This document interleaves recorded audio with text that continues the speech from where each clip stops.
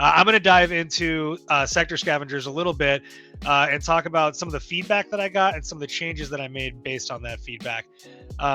So a couple of weeks ago, I was showing off Sector Scavengers in a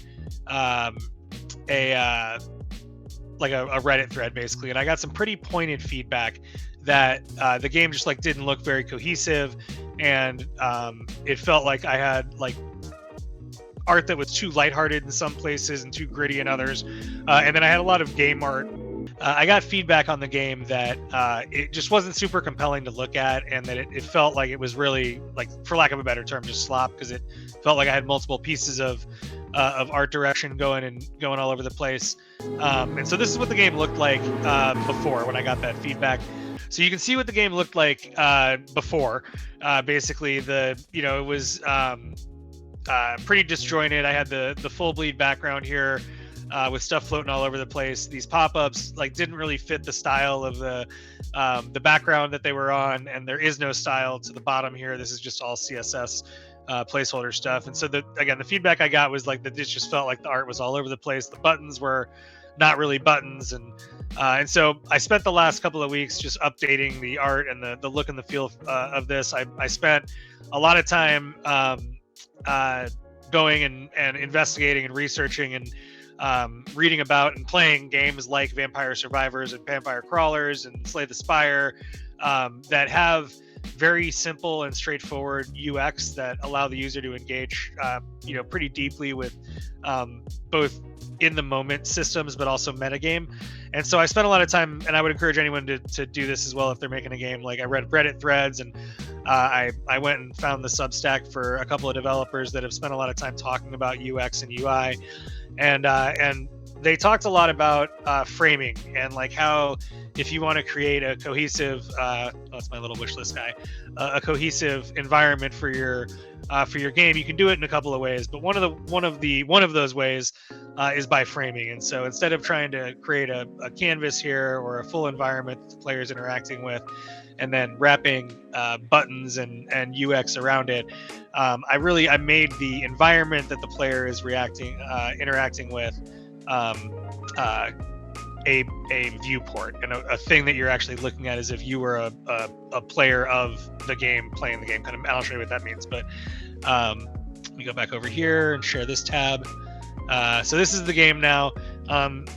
You can see I've changed all the buttons to be uniform here, so they all look like the same thing. I also watched the tutorial from one of the folks making a game on the platform in Godot, and got some great inspiration and feedback on how I was creating this start screen.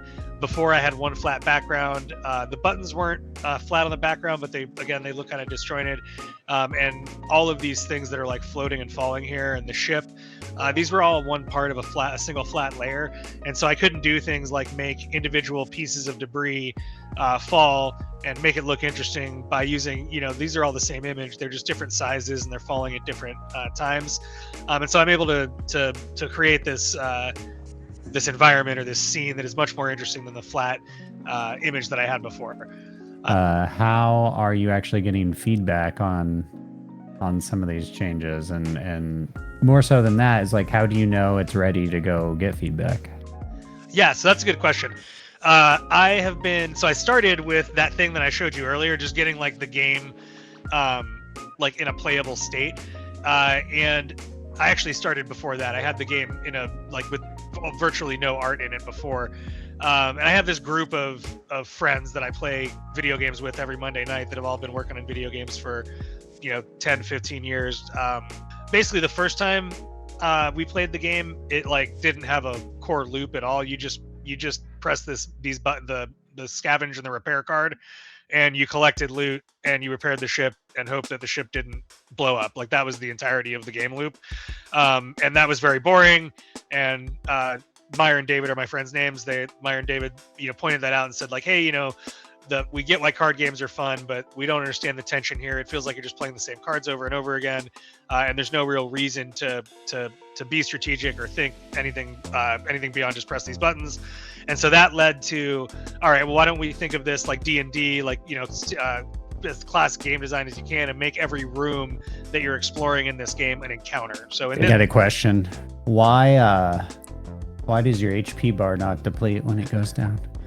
Oh, did it not? Actually, that's probably a bug, but no, the number goes down, but the graphic stays. What do you mean? This thing? Yeah, the number changes, but the graphic just stays full. Oh, you mean like the actual red orb? Yeah, okay, maybe some feedback. HP bars usually deplete when you Yeah, HP. my red orb. Yeah, my red orb should get smaller and smaller is what you're saying. Yeah. I agree. To continue to answer the question, how do I get feedback? I do stuff like this. But what just happened is very generally how I'm collecting feedback and making changes to the game is I'm playing it and showing and talking about what I just talked about, and then someone says, "Hey, I noticed a thing. Why did this thing happen?" And then I go change that. I still also believe, and I think Jeremy's not going to say it, but I'm going to say it, that the people further down the pipeline have the highest likelihood of making something that people are eventually going to want to play. Like that is still, no matter what, no matter where, no matter how you shake it, the people who have shipped fun things and put the time in to understand how to make fun things are likely going to make fun things, right? And do it at a higher level of rate and higher level of expertise than people who not. Well, I think this conversation happens about once every other week between me and Tony, where everybody's like, "Oh, AI, I can just make, the best fun game, blah, blah, blah." I just don't think AIs are going to be able to make the game fun. This is like computers will not know what fun is. All they will know is that these patterns in these games sold well, which is a strong indicator of fun. But you could do, you can do everything the same as World of Warcraft, and it could be like boring and plain because you missed something, right? Like, or it's just tired. Because you didn't watch the customer. And the robot's not going to watch the customer and watch their eyes light up and watch their eyes get sad.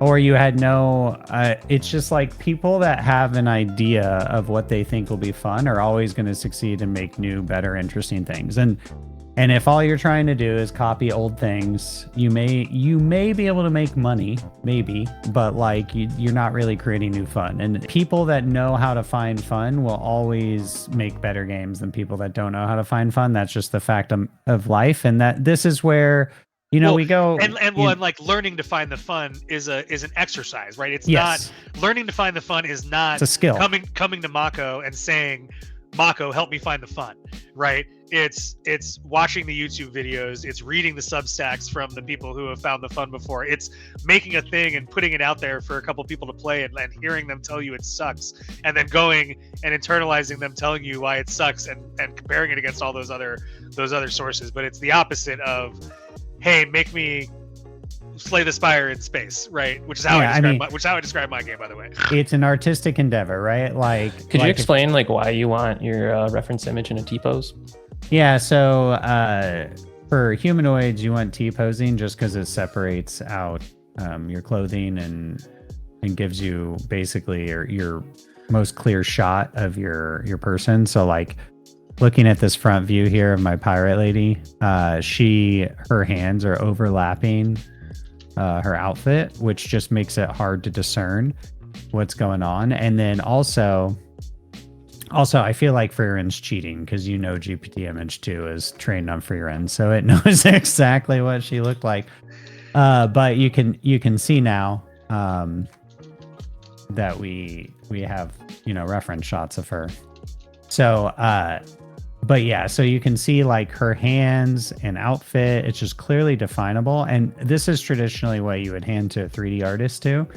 In a 3D art program like Blender, you can just like pop this in on your different perspectives, and it just makes modeling dramatically easier. I hadn't thought about spreading out the clothing either, so it like makes it understand that like that shawl thing that she's wearing is a cape that doesn't extend all the way full down the back or whatever.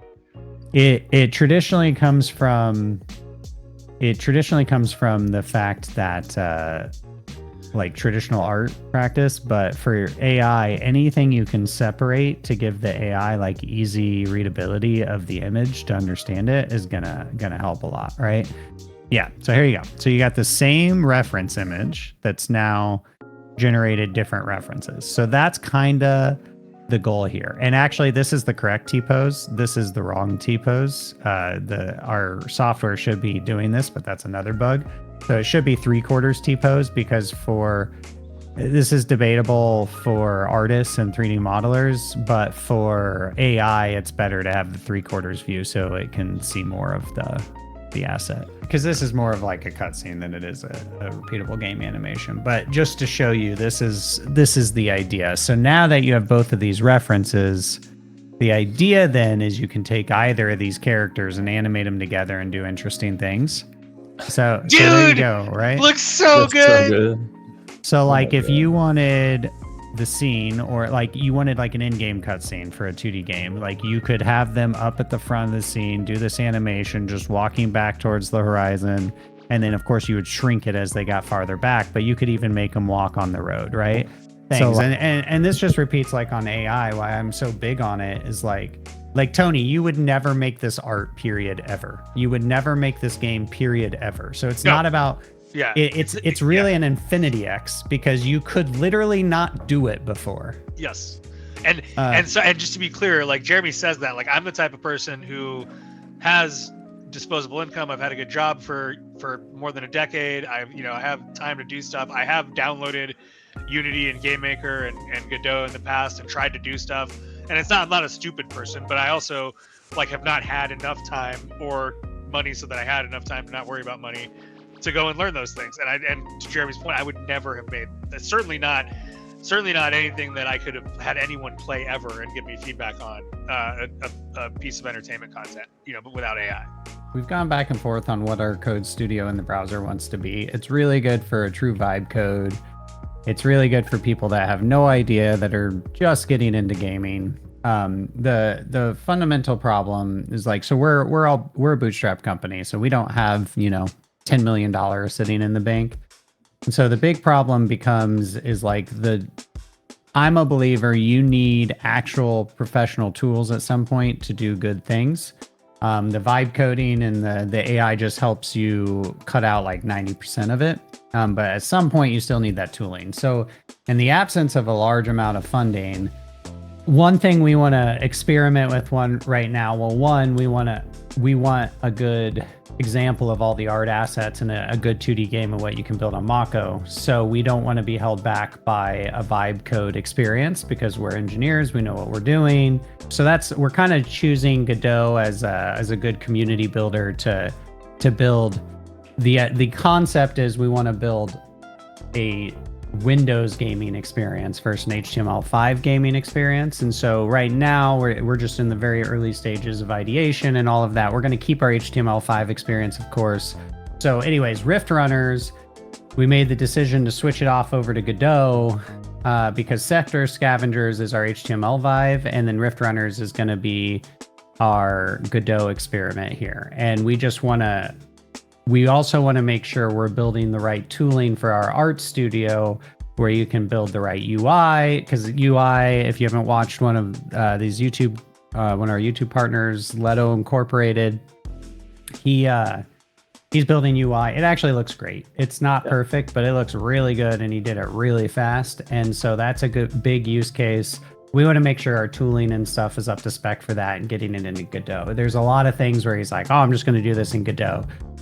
Realistically, we want you leaving the site where you like download a zip file and you just export it into Godot and it's ready to go, right? Like that's kind of, and so part of that is we got to start building games in Godot to get that sort of streamlined experience. And because that's what we were doing anyways to prove that Leto Incorporated could even do a Godot video, right?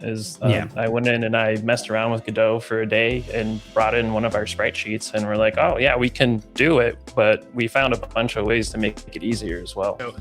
So next week, with the at the risk of repeating yourself, what do you think we're gonna be diving into next week?